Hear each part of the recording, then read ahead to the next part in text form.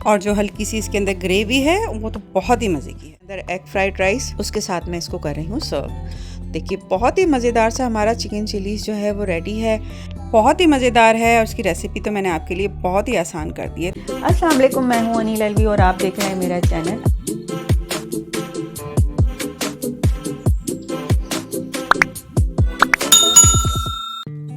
آج ہم بنا رہے ہیں پرفیکٹ ریشو کے ساتھ ریسٹورنٹ اسٹائل میں چکن چلیز. میں یہ ½ kg چکن میں بنا رہی ہوں. اگر آپ اس کی کوانٹٹی کو بڑھانا چاہتے ہیں یا کم کرنا چاہتے ہیں تو آپ اس کے انگریڈینٹ کو فالو کر کے کر سکتے ہیں.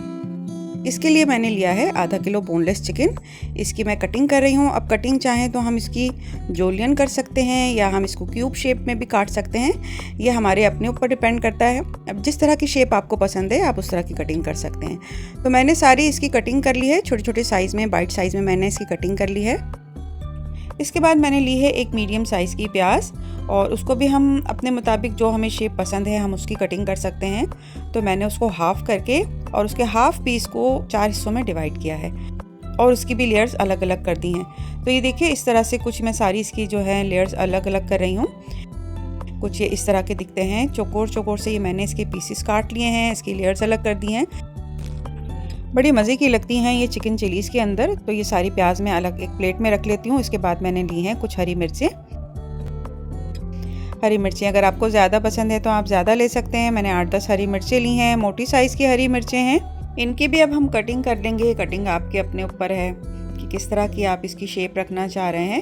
میں اس کو لمبائی میں رکھوں گی اور لمبی لمبی میں ساری یہ ہری مرچیں کاٹ لوں گی.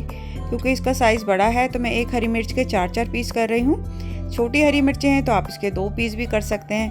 تو میں اس طرح سے یہ 4 پیس کر کے میں ساری ہری مرچیں جو ہے یہ کاٹ لوں گی اور اس کو بھی رکھ دوں گی پلیٹ کے اندر. تو ہم یہ کٹنگ کر لیں گے تو آگے ہماری کوکنگ جو ہے بہت ایزی ہو جائے گی اور فٹافٹ سے ہمارے جو چکن چلیز ہیں وہ ریڈی ہو جائیں گے. اب میں نے لے لیا ہے ادرک کا پیس لیا ہے میں نے 1 انچ کا اور 4-5 لے لیے ہیں میں نے لہسن. اگر آپ کو یہ زیادہ کوانٹٹی میں پسند ہے، اس کا فلیور زیادہ اچھا لگتا ہے تو آپ اس کو تھوڑا زیادہ بھی کر سکتے ہیں. تو میں نے لے کے اس کو موٹا موٹا سا کوٹ لیا ہے. پھر میں نے لی ہے جو ہم نے چکن کاٹ کے رکھی تھی وہ ایک بول کے اندر ڈالی ہے. اب اس کے اندر ہم ڈال دیں گے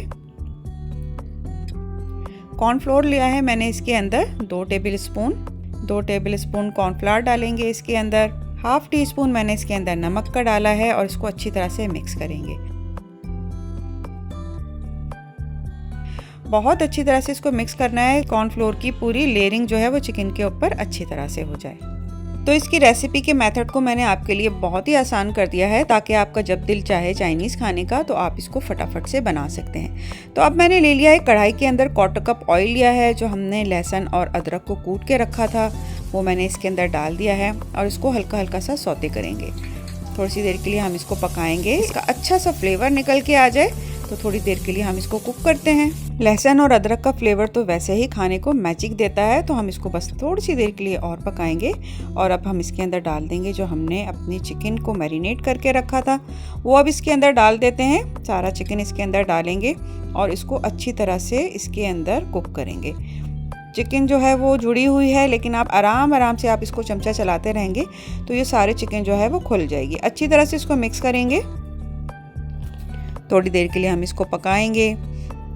اب دیکھیے سارا آئل سا نیچے سے نظر آنا شروع ہو گیا ہے. بہت اچھی سی ہماری چکن جو ہے وہ تھوڑی سی دیر کے بعد ہی گل جائے. 5 سے 7 منٹ اس کو لگیں گے. اچھی طرح سے ہم اس کو بھونیں گے تاکہ چکن کا جو ہے وہ کچا پن ختم ہو جائے. اب میں اس کے اندر ڈالوں گی اچھی سی مزیدار سی ہماری جو شیپ والی جو ہماری کٹنگ ہوئی تھی پیاز اور ہری مرچ کی وہ میں نے اس کے اندر ڈالی ہے. چائنیز کے اندر جیسا کہ آپ کو پتا ہے کہ جو ویجیٹیبلز ہوتی ہیں، جو سبزیاں ہوتی ہیں وہ تھوڑی سی کچی سائڈ پر ہوتی ہیں، اس کو زیادہ نہیں پکانا چاہیے.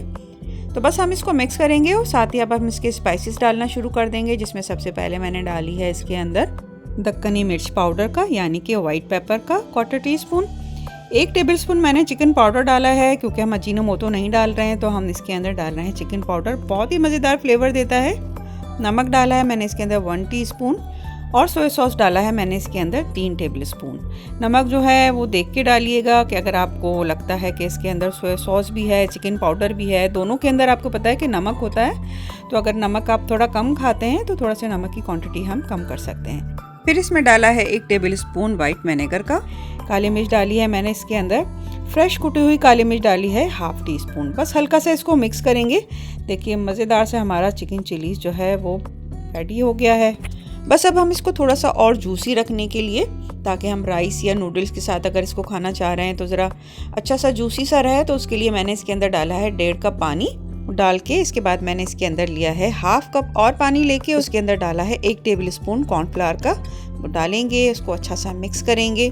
देखिए कितना ज़बरदस्त सा ये हमारा चिकन चिलीज़ जो है वो रेडी हो गया है। तो बहुत ही मज़ेदार सा जूसी सा ये हमारा चिकन चिलीज़ जो है, फ्रेशली इसके अंदर बड़ी मज़ेदार सी इसके अंदर जो वेजिटेबल्स हैं, प्याज और हरे मिर्च, वो तो बहुत ही मज़े की लगती हैं इसके अंदर। और जो हल्की सी इसके अंदर ग्रेवी है वो तो बहुत ही मज़े की है। मैंने पहले से बना के रखे हुए हैं इसके अंदर एग फ्राइड राइस, उसके साथ मैं इसको कर रही हूँ सर्व। देखिए बहुत ही मज़ेदार सा हमारा चिकन चिलीज़ जो है वो रेडी है। बहुत ही मज़ेदार है और इसकी रेसिपी तो मैंने आपके लिए बहुत ही आसान कर दी है। तो इसको ज़रूर बनाइएगा, एक बार ज़रूर इसको ट्राई कीजिएगा। और अगर रेसिपी अच्छी लगती है तो इसे लाइक और शेयर ज़रूर कीजिएगा। चैनल पर नए हैं तो इसे सब्सक्राइब करना ना भूलिएगा। तो मिलते हैं बहुत जल्द नई वीडियो में नई रेसिपी के साथ, आसान रेसिपी के साथ।